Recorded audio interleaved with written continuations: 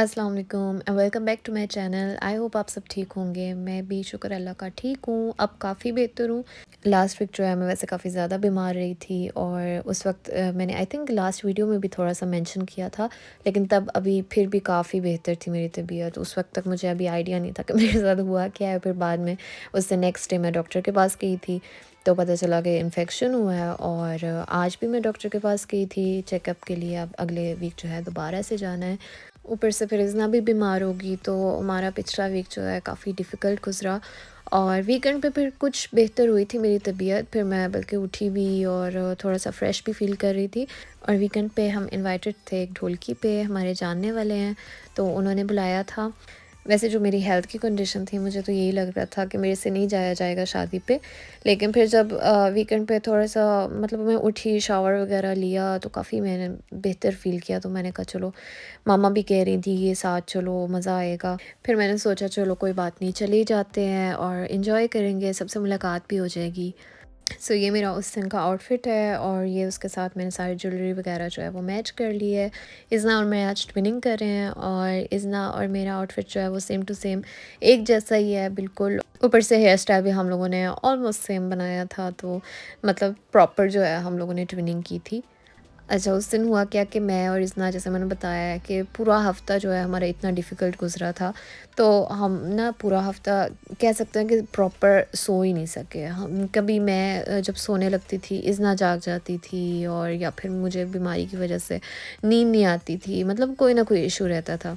तो वीकेंड पे जैसे मैंने बताया कि दोनों हम लोग कुछ बेहतर फ़ील कर रहे थे, तो उस दिन हम लोग इतना लंबा सोए, इतना लंबा सोए, तकरीबन 1 बजे हम लोग उठे और फंक्शन का टाइम था 3 बजे का।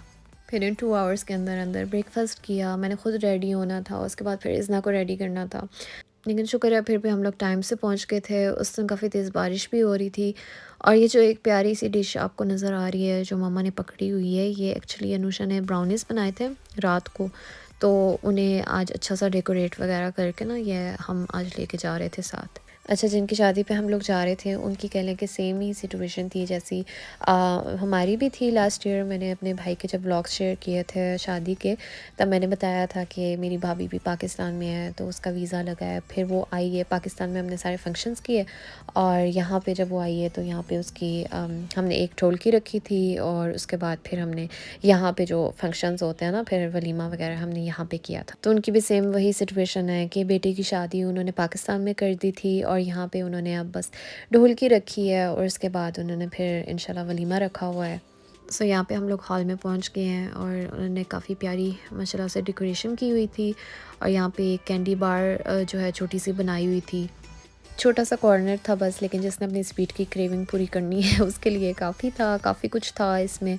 सारे जो गिफ्ट्स वगैरह भी ला रहे थे ना, जैसे ये अब नूशा ब्राउनीज़ लेके आई है, और भी लोग केक वगैरह लेके आए हैं, तो वो सारा कुछ वहाँ पे प्लेस कर दिया था।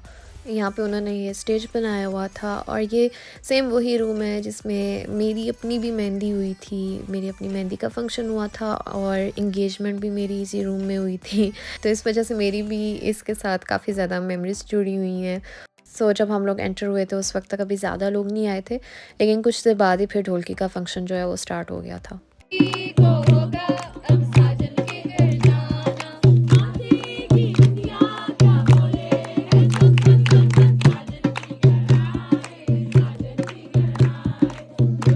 अच्छा, ढोलकियों पे ना सही जो जनरेशन का गैप है ना उसका पता चलता है, क्योंकि एक तो वो जनरेशन होती है जो सही वो ट्रेडिशनल पुराने गाने गाती है ना, और एक वो होती है जो आजकल के नए गाने आए होते हैं वो प्रेफर करती है कि वो वाले हम लोग गाएंगे, पुरानों का उन्हें पता नहीं होता।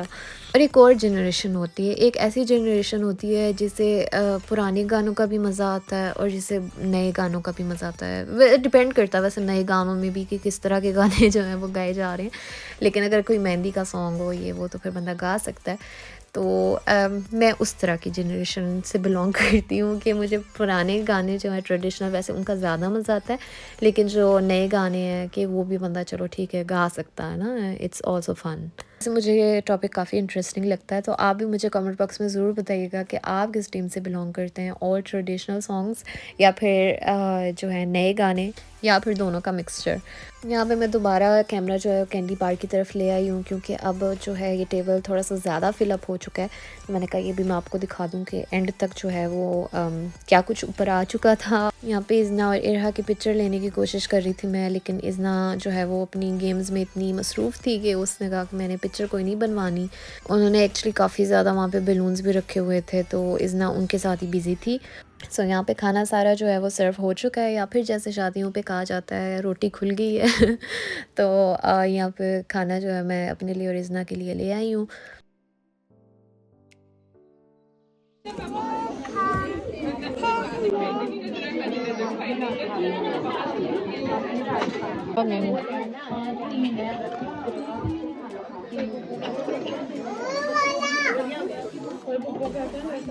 सो खाना हम लोगों ने खा लिया है, और यहाँ पे लड़कियों का जो ग्रुप है वो खड़ा हो चुका है कैंडी बार की ओपनिंग के लिए, और कैंडी बार यहाँ पे ओपन हो चुका है। सबसे पहले अनुषा के ब्राउनीज़ जो हैं वो ट्राई किए सब ने, और सही टाइम पे जो है वो चाय भी आ गई। फिर चाय के साथ फिर हम लोगों ने स्वीट जो है वो एंजॉय की।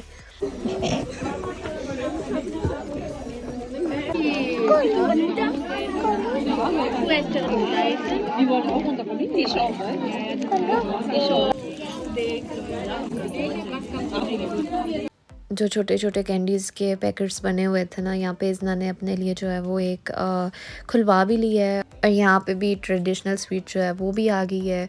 और थोड़ी देर बाद फिर मैंने कोशिश की कि इज़ना और इरहा की ना पिक्चर बनाती हूँ। तो पहले भी एक बार ट्राई की थी जहाँ पे इज़ना का मूड नहीं हो रहा था और बलून्स के साथ खेल रही थी।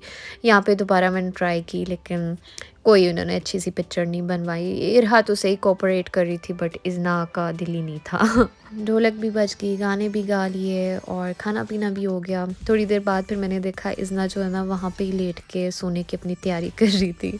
तो हमने कहा चलो अब टाइम हो गया है, घर चलते हैं। इज़ना उठो।